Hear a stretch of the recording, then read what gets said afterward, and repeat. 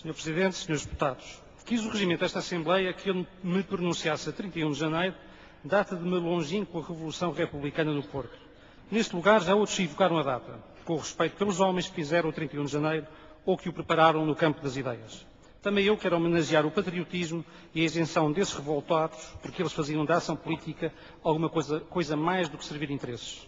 Esse exemplo de arranque nacional para uma obra concreta em favor das comunidades, o apelo às raízes, a entrega ao bem comum, foi o que ficou. A dar-lhe o ardor das grandes horas coletivas, havia o sentimento da honra nacional ferida pelo ultimato. Para o homem comum, o 31 de janeiro foi o gesto heroico de um povo que acabava de sofrer o insulto e o esbulho por parte da superpotência da época. E também Dom Carlos logo devolveu à Rainha Vitória de Inglaterra as condecorações com que o agraciara. Humano e generoso, se mostrava também quando, após a Revolução frustrada de 31 de janeiro, referindo-se às prisões dos revolucionários, o rei recomendava que fossem bem tratados, pois eram criminosos de pensamento e de ocasião. No calendário, o 31 de janeiro é seguido pelo 1 de fevereiro, e é sobre ele que me quero pronunciar, destacando as figuras europeias de Dom Carlos e Dom Manuel II como chefes de Estado. O que mais impressionou sempre os que conviveram com Dom Carlos era o seu à vontade, o seu natural desembaraço. Pela sua vasta cultura geral e conhecimento das línguas, a sua informação sobre as grandes questões internacionais, Dom Carlos foi, por certo, um dos monarcas mais europeus do seu tempo. Com efeito, para se compreenderem as atitudes do rei, a cujas intenções da história começa a fazer justiça, em livros, filmes e inquéritos à opinião, é preciso ter presente que Dom Carlos era um europeu. A sua visão dos problemas, o seu julgamento dos homens, a sua consciência dos tempos, tinham aí o seu ponto de partida. E foi esse o seu modo de ser, que o ajudou na difícil missão de nos tirar da situação desesperada em que nos deixaram o ultimato. É ele que vai ajudar a reconquistar o prestígio perdido. Compreendendo o valor de um chefe de Estado isento e prestigiado, e sabendo manejar os interesses e ambições alheias, Dom Carlos salvou a posição internacional de Portugal. Foi no discurso no Guildhall que conquistou a amizade do futuro Eduardo VII e a estima dos meios políticos de Londres, de que então dependiam os destinos internacionais. Em Paris, contribuiu para a formação da Entente Cordiale, de uma maneira que os ingleses tanto reconheceram. E os resultados da ação de Dom Carlos manifestaram-se com as visitas a Lisboa dos reis da Grã-Bretanha, o imperador da Alemanha, o príncipe da República Francesa, o presidente da República Francesa e os reis de Espanha. Dom Carlos não foi um gênio que a si próprio se julgasse superior. Nenhuma atitude de soberba ou de vaidade pessoal a história nele registra. Nem mesmo quando foi o centro político da governação de João Franco, pretendeu partilhar as exterioridades do poder e do mando. Dom Carlos quer incitar Franco a prosseguir a ação. Escreve-lhe cartas ardentes, entusiásticas, mas não surge nelas uma palavra de vanglória pessoal ou reveladora do seu apetite de mando. Antes, bem se nota que só deseja insuflar o seu ardor ao seu primeiro-ministro, para que ele tenha confiança em si próprio e na sua obra. Assassinados a 1 de fevereiro, Dom Carlos e o príncipe real Dom Luís Filipe, o trono passou àquele que infante nascera e para simples infante for educado. O infante Dom Manuel assumiu as responsabilidades de ser rei. Conta-se que um dia, ao ser distribuído o bolo rei num jantar do Paço, cada um dos convívios procurava na sua talhada a prenda habitual, antes da azai. Saíra ela ao príncipe real, que num gesto de gentileza a passou disfarçadamente ao infante. E como alguém lhe perguntasse por que procedera assim, o príncipe real respondeu: "Deixe, ele será rei sempre que eu possa." E nesse jantar bebeu-se à saúde do rei Dom Manuel.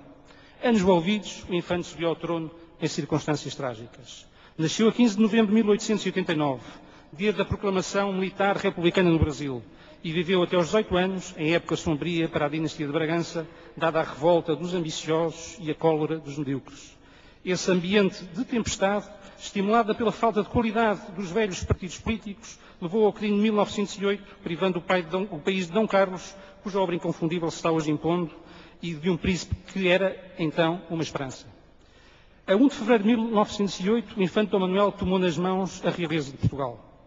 Todos os que o conheceram desde a infância até esse dia trágico confirmaram a sua bondade, a sua simplicidade, a sua modéstia, a sua sinceridade, a sua inteligência, o seu amor ao saber, o seu culto pela arte e o seu desejo de bem servir. A 3 de outubro, no dia em que mataram Miguel Bombarda, estava Dom Manuel II a despacho, assinando os diplomas de Estado.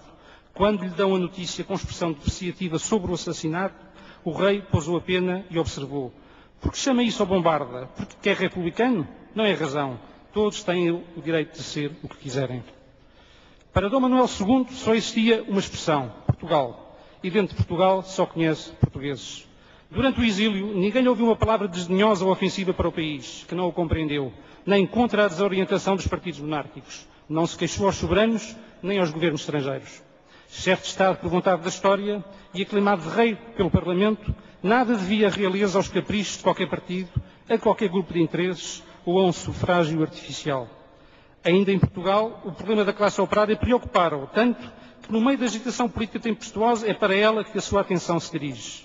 Exilado, defende intransigentemente as posições de Portugal durante a Primeira Guerra Mundial e morto em circunstâncias ainda por apurar, não se lhe conhece qualquer apoio à Segunda República, o Estado Novo de Salazar, que sobre as suas cinzas ainda quentes criou uma imagem de inevitabilidade republicana, esbulhando os descendentes do Duque de Bragança de um património em que nem a Primeira República se atrevera a tocar. Sr. Presidente, Srs. Deputados, passaram 100 anos desde o 1 de fevereiro. As transformações político-sociais em curso e os processos inerentes à globalização cada vez mais exigem pensar globalmente e agir localmente. Cada vez mais carecemos de uma valorização dos fatores locais, comunitários e ecológicos que ao longo dos séculos consolidaram Portugal e conformaram o nosso território. O recente Tratado de Lisboa veio uma vez mais comprovar que a Europa normal é a que resulta das negociações intergovernamentais entre Estados soberanos, deixando para segundo plano a miragem de uma Federação Europeia. O prestígio próprio e institucional do chefe de Estado e a identificação espontânea e efetiva entre a comunidade portuguesa e o seu representante máximo são cada vez mais indispensáveis para o reconhecimento externo e para a vitalidade interna do país europeu, atlântico e lusófono que somos. Nestas circunstâncias, é necessário e legítimo que os portugueses se interroguem sobre se a chefia do Estado deve apenas depender, como a atual Constituição estabelece, de um ato eleitoral cada vez mais objeto de absentismo ou se, pelo contrário, se deverá proceder-se mediante uma escolha simultaneamente ética, cultural e histórica, uma escolha legitimada pelo consenso democrático e assente na sua ligação às raízes de Portugal. Parece claro que, na sua maioria, os portugueses não são maioritariamente nem monárquicos nem republicanos, são democráticos. Mas chamados a debate querem o bem da República, no sentido clássico do bem comum, e convidados à reflexão, reconhecem que a instituição régia que observam nas modernas monarquias europeias e com os exemplos muito recentes do prestígio do rei dos belgas, da rainha de Inglaterra e do rei de Espanha, é a melhor garantia de equidistância perante as demais instituições nacionais e perante os Estados dos nossos parceiros na União Europeia.